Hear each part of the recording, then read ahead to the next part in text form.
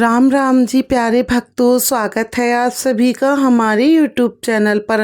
आशा करती हूँ आप सभी कुशलमय व मंगलमय होंगे। प्यारे भक्तों, आज हम आपको देवरानी जेठानी की तुलसी सींचने की कहानी सुनाने जा रहे हैं।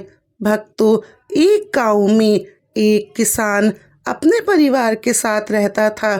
किसान के 2 बेटे और 2 बहुएं थीं।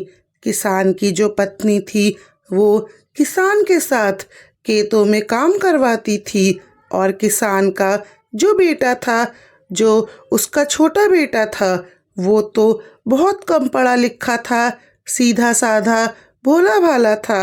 लेकिन किसान का जो बड़ा बेटा था उसकी अच्छी नौकरी थी। किसान का छोटा बेटा मेहनत मजदूरी करता और मजदूरी करके बहुत कम कमा पाता था। इधर किसान खेती में कमाता, बड़ा बेटा नौकरी में कमाता और छोटा बेटा मजदूरी करके लाता था।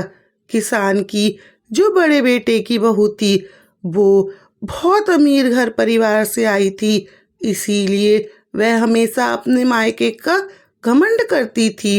लेकिन जो किसान की छोटी बहू थी वो गरीब परिवार की थी, लेकिन वो बहुत ही संस्कारी थी और गरीब परिवार में रही और उसके पिता ने बिना दहेज के ही उसकी शादी की थी।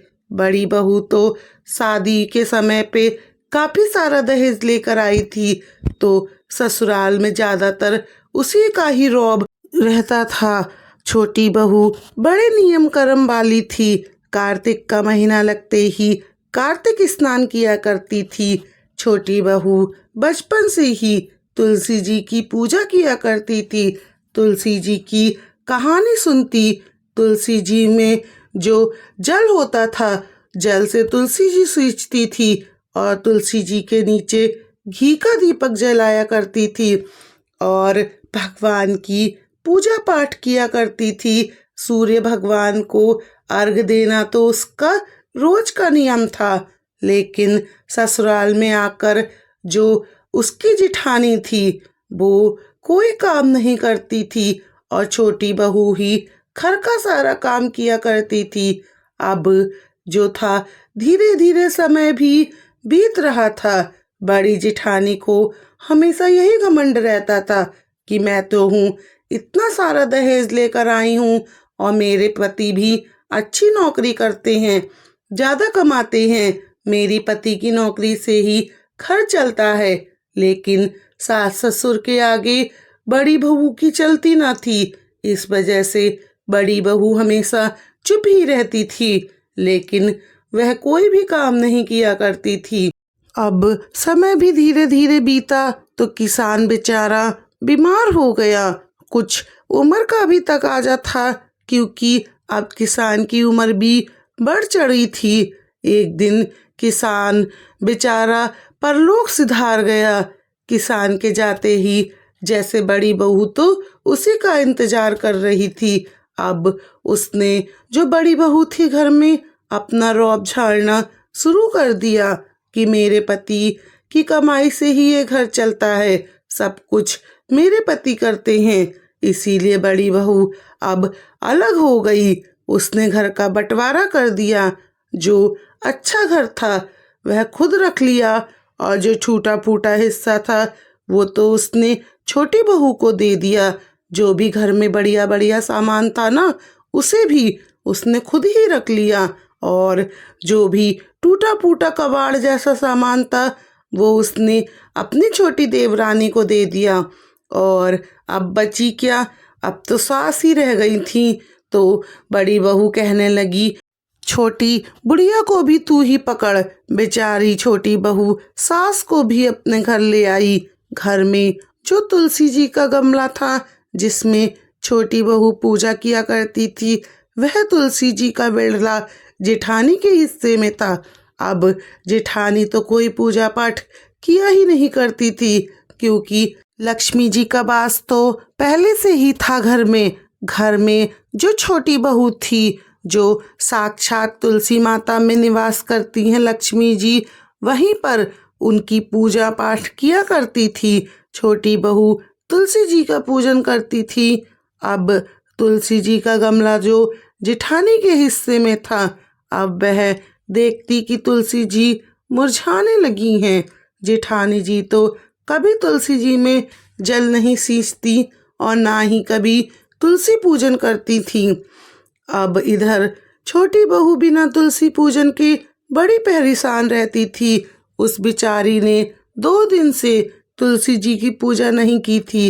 जेठानी के साइड में जो तुलसी जी का बिरला था, इसीलिए उधर जा भी नहीं पाती थी, क्योंकि जेठानी ने साफ मना कर दिया था, तुम लोग दरिद्र हो, कंगले हो, अपने पैर मेरी तरफ बिल्कुल भी मत लेके आना, अपने घरों में ही रहना, इधर आने की कोई जरूरत नहीं है।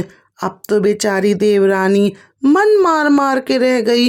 एक दिन उसने हिम्मत करके अपनी जेठानी से कहा, जी ये तुलसी जी का बिरला मुझे दे दीजिए। जेठानी तो इसी ताक में थी। उसने उठाई तुलसी जी और पटक गई देवरानी के घर में, ले संभाल, वैसे भी मुझे इस पौधे की कोई जरूरत नहीं है, मैं कौन सा इसकी पूजा करती हूँ। ऐसे अपमान भरे शब्द बोलने लगी। अब छोटी देवरानी तो बहुत खुश हो गई। उसने अपनी तुलसी को सींचा, घी का दीपक जलाया और अब तो कार्तिक का महीना भी आ गया था। अब तो जो छोटी देवरानी थी, सुबह सुबह पर नदी पर के घाट पर जाकर स्नान करती, पूजा करती, तुलसी जी सींचती और तुलसी जी की कहानी सुनती, लक्ष्मी जी की कहानी सुनती, गणेश जी, पीपल पतवारी की कहानी सुनती और उन्हें सींचती। धीरे धीरे समय बीता जा रहा था। उधर देखा तो जेठानी का पति, उसकी नौकरी में अब बड़ी अड़चनें आने लगी थी। उसे किसी धोखेधड़ी के चक्कर में नौकरी वालों ने उसे नौकरी से निकाल दिया। अब उस पर अब धोखाधड़ी का इल्जाम लगा था। इससे बड़ी बेइज्जती हुई उन लोगों की। अब उसके पति की नौकरी भी चली गई थी। घर में जो सामान था, जब तक तो घर चलता रहा, बाद में घर के सामान को बेचने की भी नौबत आने लगी। एक एक करके घर के जो कीमती सामान थे, वो उन्हें बेचने पड़े, तभी तो पेट भरा जा सकता था। बच्चों की समय पर फीस भी नहीं भरी जा रही थी, तो बच्चों को भी स्कूल से निकाल दिया था। इस तरह से जेठानी के बुरे दिनों की शुरुआत हो चुकी थी। दूसरी तरफ छोटी देवरानी के घर में उसके पति का एक के बाद एक काम पूरा होता जा रहा था। एक काम पूरा नहीं हो पाता, उसे दूसरा काम मिल जाता। उसके घर में मानो जैसे साक्षात लक्ष्मी माता का वास हो गया हो। उसके घर में धीरे धीरे धन आना शुरू हो गया। उसके घर में खूब तरक्की होने लगी। अब धीरे धीरे कार्तिक का महीना भी समाप्त हुआ, तो उसने कन्याओं को भोजन कराया, ब्राह्मणों को भोजन कराया और जेठानी को भी बुलाने गई। लेकिन जेठानी तो मारे घमंड के आई नहीं। उसने तो साफ इनकार कर दिया। अब बेचारी देवरानी क्या करती, तो उसने बच्चों को ही अपने घर पे ले आई और जेठानी के बच्चों को बड़े प्रेम से भोजन करा दिया। अपनी तुलसी मैया की पूजा करती रहती थी देवरानी हमेशा। तुलसी जी के कारण उसके घर में तो सुख शांति थी।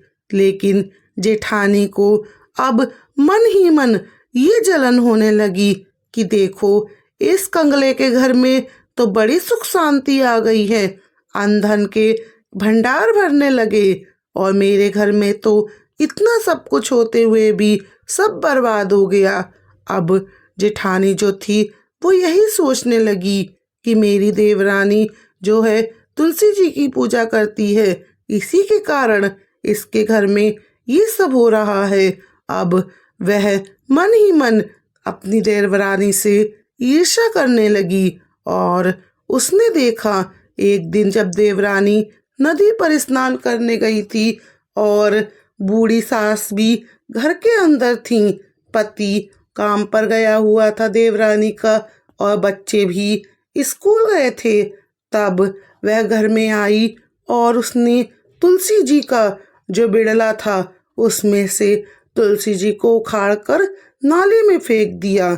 नाली में गंदी जगह पर और जाकर अपने घर पर आकर बैठ गई। जब छोटी देवरानी नदी पर से नहा धोकर आई, घर में पूजा पाठ करने लगी, कहानी कहने लगी, तो देखा कि उसकी तुलसी जी वहां पर थी ही नहीं।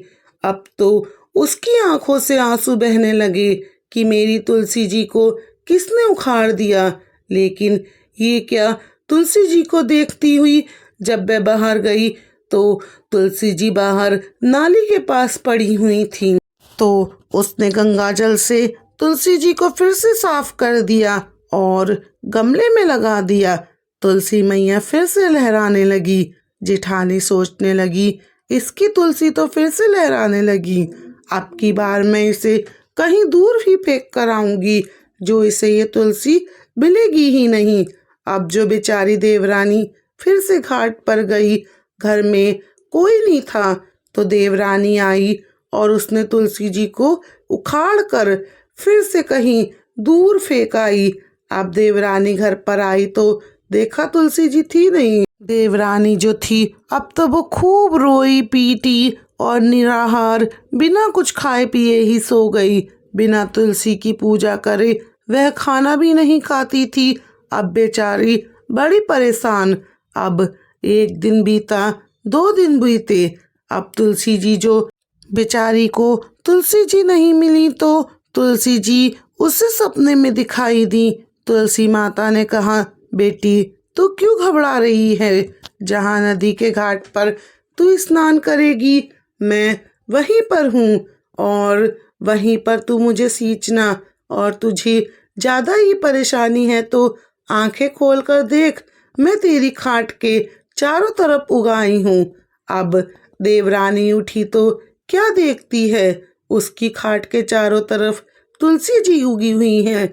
अब तो घर के अंदर थी तुलसी जी। अब देवरानी बड़ी खुश हुई। उसने तुलसी जी सींची, कहानी कही और कहानी कहने के बाद उसने अपना खाना खाया। अब जेठानी फिर से झांक कर देखती है कि घर में तुलसी जी भी नहीं है, फिर देवरानी कैसे खाना खा सकती है। जेठानी तो सोचती थी कि जब देवरानी खाना नहीं खाएगी तो बीमार होकर के मर खप जाएगी और इसका जो बड़ी तुलसी तुलसी करती है, मेरा सारा घर बर्बाद हो गया। पता नहीं क्या टोने टोटके करती रहती है, क्योंकि खुद तो पूजा पाठ धर्म कर्म में जेठानी का मन नहीं लगता था। देवरानी करती थी तो उसे भी वह टोना टोटके का नाम देती थी कि इसने मेरे घर पर कुछ कर दिया है, इसने मेरे घर को बर्बाद कर दिया है। अब इस तरीके से वह बोलती थी तो बेचारी के तुलसी माता खाट के चारों तरफ उगाई। अब बहू नहाती धोती पूजा पाठ करती, तुलसी सींचती, कहानी कहती। अब उसके घर में फिर से, क्योंकि घर में किसी चीज़ की अब कमी ना थी, उसके बच्चे भी अच्छे नंबरों से पास हो रहे थे। अब उनका बहुत नाम होने लगा, समाज में उनकी इज्जत होने लगी। एक दिन जेठानी से रहा नहीं गया, वह कहने लगी, अरे छोटी, अब तू खाना कैसे खा लेती है? तेरा तो नियम था कि बिना तुलसी जी के तू कुछ नहीं खाएगी। तब छोटी देवरानी ने बड़े प्यार से कहा, जी पता नहीं मेरी तुलसी को कौन उखाड़ कर फेंक देता था। एक बार तो मुझे बाहर नाली के पास मिली, उसके बाद मैंने दोबारा से लगा लिया और फिर दूसरी बार फिर किसी ने मेरी तुलसी जी को उखाड़ फेंका। मैंने खूब ढूंढा पर दूसरी बार नहीं मिली। जेठानी तो कुटिल मुस्कान से मुस्कुरा रही थी कि सारा काम तो उसी का था, उसी का किया धरा था। अब जो जेठानी कहती है, तो अच्छा, अब तेरे आंगन में तुलसी नहीं है, फिर तू तुलसी के बिना पूजा कैसे करती है? तब देवरानी कहने लगी, जी जहाँ मैं घाट पर जाती हूँ वहाँ पर भी तुलसी है और तुलसी मैया की कृपा से मेरे घर के अंदर तुलसी उगाई है, वो तो मेरे पलंग के चारों तरफ उगी हुई हैं। मैं उन्हें वहीं सींच लेती हूँ, उनकी कथा कहानी कहती हूँ, घर का सारा काम करके अपनी तुलसी मैया के भजन कीर्तन करती हूँ। ये देखकर तो अब जेठानी जल बुझ गई। जेठानी जो थी वो सोचने लगी, तो अच्छा इसने घर के अंदर तुलसी जमा ली है। अब जो वह ईर्ष्या से और भी बावली हुई जा रही थी। जेठानी सोचने लगी, इसकी क्या है, इसे तो कहीं भी तुलसी मिल जाती है। लेकिन कहते हैं ना, अपने कर पाप कर्म से लोग कम ही परेशान रहते हैं, दूसरों की खुशियों से ज्यादा जलते हैं। इंसान को अपने दुख से कम दुखी होता है, दूसरों की खुशियों से ज्यादा दुखी होता है। हमारा कोई दुख है तो दुख है, दूसरों को खुश देखकर इंसान और भी ज्यादा दुखी होता है। मतलब मनुष्य अपने दुख से कम दुखी होता है, दूसरों की खुशियों से ज्यादा दुखी होता है। यही हाल जेठानी का था। वो अपने दुख से तो कम दुखी थी, लेकिन अपनी देवरानी को, उसके परिवार को खुश देखकर जेठानी हमेशा दुखी रहती थी। देवरानी की समृद्धि से, उसके सुख से, उसके अच्छे आचरण से, उसके बच्चों के अच्छे संस्कारों को देखकर देवरानी हमेशा दुखी रहती थी, क्योंकि अपने बच्चे तो उससे संभाले नहीं जा रहे थे। देवरानी के बच्चे बड़े संस्कारी थे। इधर जेठानी के पति की नौकरी छूट गई तो उसका पति भी शराब पीने लगा। उधर देवर की अच्छे से अच्छी कमाई हो रही थी। इधर सास की भी सेवा बहुत बढ़िया से हो रही थी। मोहल्ले पड़ोस की जो औरतें थी वो सभी छोटी बहू की तारीफों के खूब पुल बांधती रहती थी। बड़ी बहू इससे हमेशा जल बुन जाती थी। जिधर देखो सब छोटी बहू की ही तारीफ करते रहते हैं।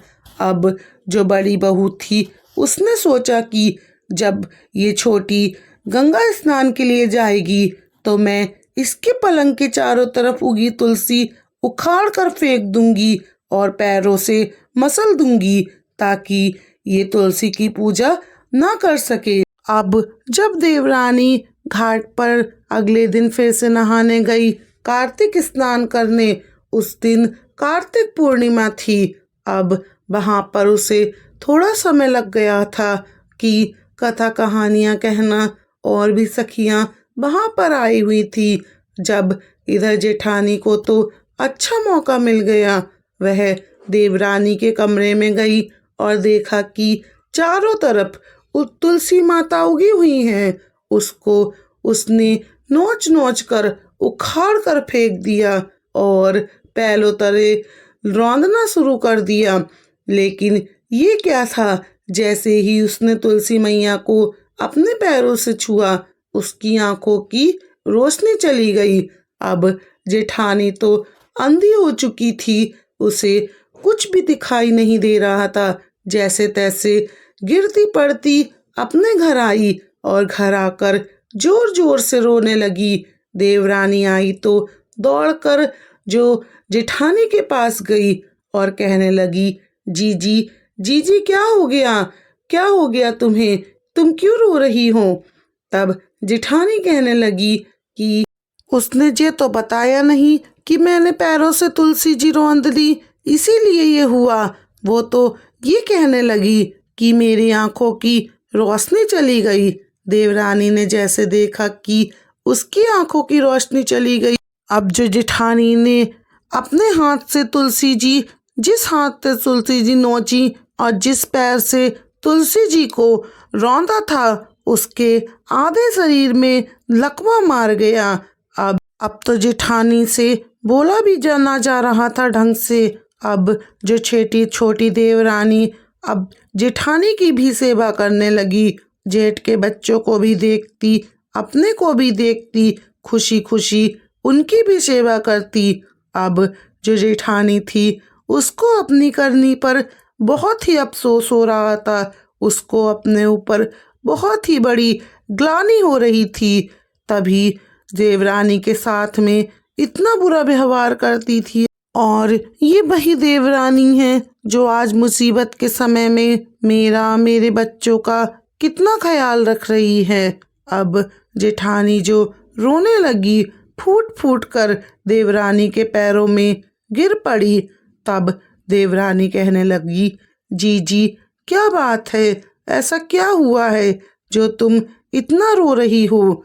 तब देव जेठानी जो थी वो रोते रोते कहने लगी, छोटी मुझे माफ कर दे, मुझे मेरे पापों की सजा मिल रही है। मैंने तेरे सुख को देखकर बड़ा ही तुझसे ईर्ष्या की, तेरे सुख से मैं बहुत जलती थी। मैंने ही जो तेरी तुलसी जी थी उन्हें उखाड़ कर नाली पर फेंक दिया, और उसके बाद जो तेरे कमरे के अंदर तुलसी जी उगाई उसको भी मैंने ही अपने हाथों से नोचा और पैरों से रौंदा था। इसीलिए देख मुझे लकवा मार गया और मैं आंखों से अंधी भी हो गई। यही सुनकर छोटी देवरानी कहने लगी, कोई बात नहीं जीजी, तुलसी मैया का आपने अपमान किया है, लेकिन तुलसी मैया बहुत दयालु हैं, आप उनसे क्षमा याचना करो, आप बहुत जल्दी ठीक हो जाओगी। अब तुलसी जी से क्षमा याचना करने लगी जेठानी भी। फिर बेचारी बूढ़ी सास जो लठिया टेकते के सहारे टेकती टेकती जेठानी के घर पर आ गई। आना तो नहीं चाहती थी बुढ़िया, लेकिन क्या करते, बेटे बहू नाती पोते सभी को प्यारे होते हैं, चाहे वे कितने ही निकम्बे क्यों ना हो, कितने ही नालायक क्यों ना हो। अब बुढ़िया सास अपनी बड़ी बहू के पास आई और उससे कहने लगी, बहू तुझे तो शर्म भी ना आई, तुलसी मैया का अपमान करते हुए तूने अपनी देवरानी के साथ में कितना गलत किया। और देख वही देवरानी आज तेरे बच्चों की और तेरे पति की सेवा कर रही है, और तूने तो तुलसी मैया को पैर से रौंदते वक्त जरा भी ना सोचा। देख तुझे तेरे बुरे कर्मों की, तेरे पाप की सजा मिली है। अब जेठानी भी बहुत रोती है और अपनी सास से अपनी गलतियों की क्षमा मांगती है। इस पर उसकी सास कहती हैं, चल कोई बात नहीं, अब हम इसका उपाय ढूंढेंगे, तुलसी माता से क्षमा याचना करेंगे। और अपने बेटों को बुढ़िया ने बुलाया। बुढ़िया ने अपने दोनों बेटों से पूछने लगी कि इसका तो कोई समाधान निकले। तब छोटी बहू कहने लगी कि किसी विद्वान पंडित जी को बुलाओ। आप पंडित जी को बुलाओ। तो पंडित जी आए और कहने लगे, देखो बड़ी बहू ने बहुत बड़ा पाप किया, साक्षात लक्ष्मी जी तुलसी माता होती हैं और उनका इतना बड़ा अपमान किया है। अरे तुम पूजा नहीं कर सकते तो किसी को रोको भी मत, लेकिन इसका अब एक ही उपाय है। अगले कार्तिक का महीना जब आएगा, जब छोटी बहू तुलसी सींचेगी और तुलसी जी के सींचने से जो भी पानी झड़ेगा उसके पानी से जो छोटी बहू बड़ी बहू को 1 महीने तक स्नान कराएगी तभी ये ठीक होगी। लेकिन 1 साल का समय था। आप बोले चलो ठीक है। अब छोटी बहू बड़ी बहू का, अपने जेठ का और उनके बच्चों का अपने बच्चों की ही तरह ख्याल रखती, खाना बनाती, उनके घर की साफ सफाई करती और अपने घर का भी सारा काम किया करती थी। और जो समय बच जाता उसमें अपनी तुलसी मैया की पूजा करती। धीरे धीरे दिन बीते, फिर महीने बीते और अब साल भी बीत गया। सावन बीता, भादौ बीता, कुआर बीता। अब कार्तिक का महीना आया। कार्तिक का महीना आया तो छोटी बहू कार्तिक स्नान करती। बूढ़ी सास कहने लगी, बहू मैं भी कार्तिक स्नान करूंगी। कार्तिक स्नान और तुलसी पूजन का बड़ा महत्व है। बहू अपनी सास को सुनाती थी। सास बोली कि बहू मैं भी बूढ़ी हूँ, पता नहीं कब ये शरीर छूट जाए, इसीलिए आखिरी बार ही सही मुझे भी कार्तिक स्नान करा दे। बहू अब जो छोटी बहू थी वो नदी पर जाती, अपने आप से वहीं पर कार्तिक स्नान करती और एक बाल्टी जल भर कर लाती। उस जल से अपनी सास को कार्तिक स्नान कराती, फिर भोजन बनाकर खिलाती। ऐसे ही समय बीत रहा था और जो छोटी बहू तुलसी जी सींचती थी उसका पानी इकट्ठा करके अपनी जेठानी को स्नान कराती। धीरे धीरे समय बीता और कार्तिक पूर्णिमा भी आ गई। अब धीरे धीरे जेठानी के भी सभी अंग ठीक होने लगे। अब उसे कार्तिक पूर्णिमा के दिन जब ब्राह्मणों को भोजन कराया, कन्याएं जमाई गईं, तो पूरी तरह से बड़ी बहू भी ठीक हो चुकी थी। जब जेठानी ठीक हो गई तो ठीक होते ही देवरानी के कदमों में गिर गई। तुलसी माता से क्षमा याचना करने लगी, कहने लगी, हे तुलसी मैया, मैंने बड़ा पाप किया, और उसकी क्षमा मांगने लगी और कहने लगी, तुलसी जी का पूजन का बड़ा महत्व है। अगले साल से जो मैं भी कार्तिक स्नान करूंगी। आप देखो, अगले साल जब कार्तिक स्नान आएगा तो उसने भी, बड़ी बहू ने सारे बुरे काम छोड़ दिए। जलना, ईर्ष्या करना, ये सब गलत काम छोड़ चुकी थी। किसी को भी खुश देखकर जलना, ये सब उसने छोड़ दिया था, क्योंकि उसे चोट तो इतनी गहरी पहुंची थी। अब भगवान भक्ति का जो उसके मन में संचार हो चुका था। अब जो बेचारी सासू माँ तो बूढ़ी हो चुकी थी और परलोक भी सिधार गईं। अगले साल फिर कार्तिक का महीना आया तो दोनों देवरानी जेठानी जाने लगी, कार्तिक स्नान करती, पीपल सींचती, पतवारी सींचती, तुलसी जी सींचती और तुलसी जी के नीचे घी का दीपक जलाती, कहानी कहती और घर को आती। अब धीरे धीरे जेठानी के घर में भी जो लक्ष्मी माता का वास होने लगा। जेठानी के पति की फिर से कंपनी वालों ने उन्हें बुला लिया कि किसी गलत फहमी के कारण उन पर जो धोखाधड़ी का इल्जाम लगा था, अब उन्हें वह उसका बड़ा अफसोस है और वे उसके पति से माफ़ी मांगते हुए उन्हें फिर से नौकरी पर रख लेते हैं। अब जेठानी के घर में भी धीरे धीरे सुख शांति आने लगी। जेठानी के घर में भी लक्ष्मी माता का वास होने लगा। अब देवरानी जेठानी हर साल कार्तिक स्नान किया करती।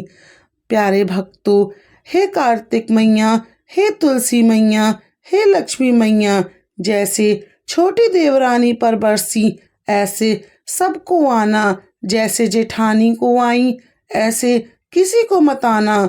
जो ये कहानी सुन रहे हैं और जो ये कहानी कह रहे हैं, सबके घर में अन्न धन के भंडारे भरते रहना। जय हो तुलसी मैया की, जय हो लक्ष्मी माता की। प्यारे भक्तों, अगर आपको ये कहानी पसंद आई हो तो प्लीज़ हमारे चैनल को सब्सक्राइब करें, वीडियो को लाइक और शेयर करें। कहानी अच्छी लगे तो कमेंट बॉक्स में तुलसी मैया का जयकारा जरूर लिखें और हमारी वीडियो को शेयर भी करें, जिससे कि ये कहानी हर कोई सुन सके। प्यारे भक्तों, आप सभी को हमारी राम राम जी।